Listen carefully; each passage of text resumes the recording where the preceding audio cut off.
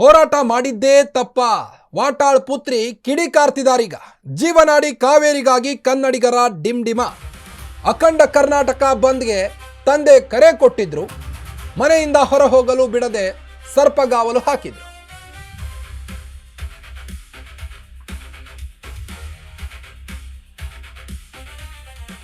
ಹೋರಾಟ ಮಾಡಿದ್ದೇ ತಪ್ಪ. ವಾಟಾಳ್ ಪುತ್ರಿ ಕಿಡಿಕಾರ್ತಿದ್ದಾರೆ. ಹೀಗೊಂದು ಪ್ರಶ್ನೆ ಈಗ. ಜೀವನಾಡಿ ಕಾವೇರಿಗಾಗಿ ಕನ್ನಡಿಗರ ಡಿಂಡಿಮ. ಅಖಂಡ ಕರ್ನಾಟಕ ಬಂದ್ಗೆ ತಂದೆ ಕರೆ ಕೊಟ್ಟಿದ್ರು. ಮನೆಯಿಂದ ಹೊರ ಹೋಗಲು ಬಿಡದೆ ಸರ್ಪಗಾವಲನ್ನ ಹಾಕಿದ್ರು. ವಾಟಾಳ್ ನಾಗರಾಜ್ ಮಗಳು ಅನುಪಮಾ ಹೇಳಿಕೆಯನ್ನ ಕೊಟ್ಟಿದ್ದಾರೀಗ. ಸಾವಿರಾರು ಪೊಲೀಸರು ನಮ್ಮ ಮನೆ ಒಳಗೆ ನುಗ್ಗಿದ್ರು. ನನ್ನ ತಂದೆಯನ್ನ ಪೊಲೀಸರು ಅರೆಸ್ಟ್ ಮಾಡಿದ್ರು. ಇದು ಪ್ರಜಾಪ್ರಭುತ್ವದ ಕಗ್ಗೋಲೆ ಅಂತ ಅನುಪಮಾ ಕಿಡಿಕಾರ್ತಾ ಇದ್ದಾರೆ. ನಮ್ಮ ಕಾವೇರಿಗಾಗಿ, ನಮ್ಮ ಕರ್ನಾಟಕದ ಜನತೆಗಾಗಿ, ನಮ್ಮ ರೈತರಿಗಾಗಿ ವಾಟಾಳ್ ನಾಗರಾಜ್ ಅವರು ನಿರಂತರ ಹೋರಾಟ ಮಾಡ್ತಾನೆ ಬಂದಿದ್ದಾರೆ. ಎಂತಹ ದಿಟ್ಟ ನಾಯಕನಿಗೆ ಈಗ ಅನ್ಯಾಯವಾಗ್ತಾ ಇದೆ. ಹೋರಾಟ ಮಾಡಿದ್ದೇ ತಪ್ಪ, ಹಾಗಾದ್ರೆ ನಮ್ಮ ತಂದೆ ಅಂತ ಅನುಪಮಾ ಈಗ ಹೇಳಿಕೆಯನ್ನು ನೀಡಿದ್ದಾರೆ. ಮನೆಯಿಂದ ಹೊರ ಹೋಗಲು ಬಿಡದೆ ಸರ್ಪಗಾವಲನ್ನು ಹಾಕಿದ್ದಾರೆ.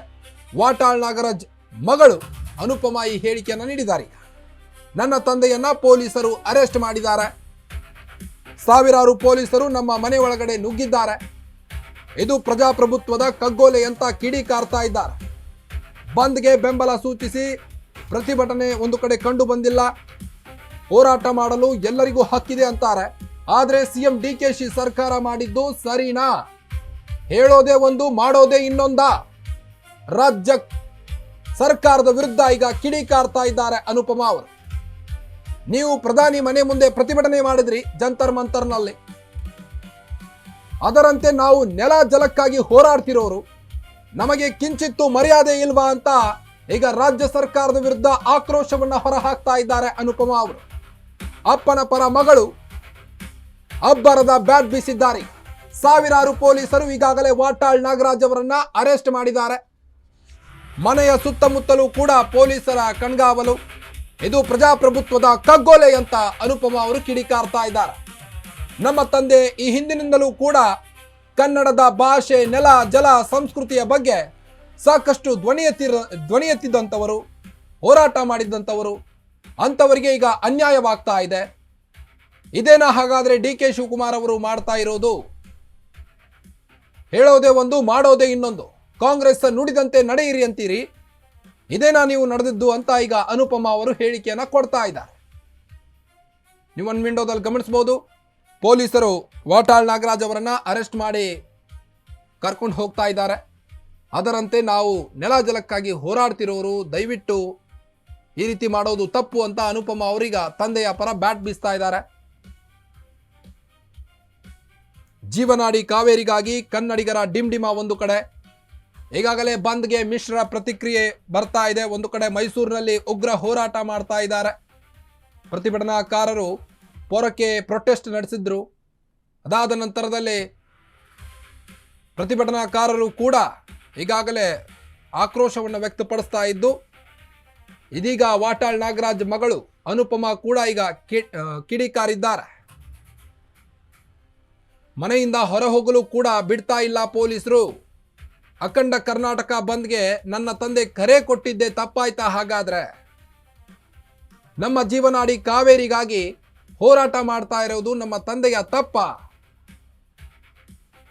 ಹಳೆ ಮೈಸೂರು ಭಾಗದ ರೈತರಿಗೆ ಸಹಾಯ ಮಾಡಲಿಕ್ಕೆ ಹೊರಟಿದ್ದಾರೆ ನಮ್ಮ ತಂದೆ. ಅಂಥದ್ರಲ್ಲಿ ಈ ರೀತಿ ಮಾಡೋದು ಸರಿನಾ? ಡಿಕೆಶಿ ಅವರೇ ನುಡಿದಂತೆ ನಡೆಯಿರಿ ಅಂತ ಈಗ ಅನುಪಮಾ ಅವರು ಕಿಡಿಕಾರ್ತಾ ಇದ್ದಾರೆ.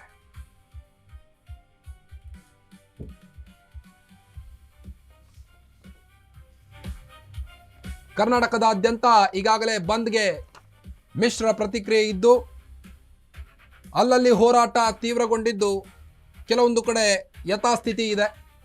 ಎಂದಿನಂತೆ ವಾಹನಗಳು, ಜನರು ತಮ್ಮ ಕಾರ್ಯದಲ್ಲಿ ತೊಡಗಿಕೊಂಡಿದ್ದಾರೆ.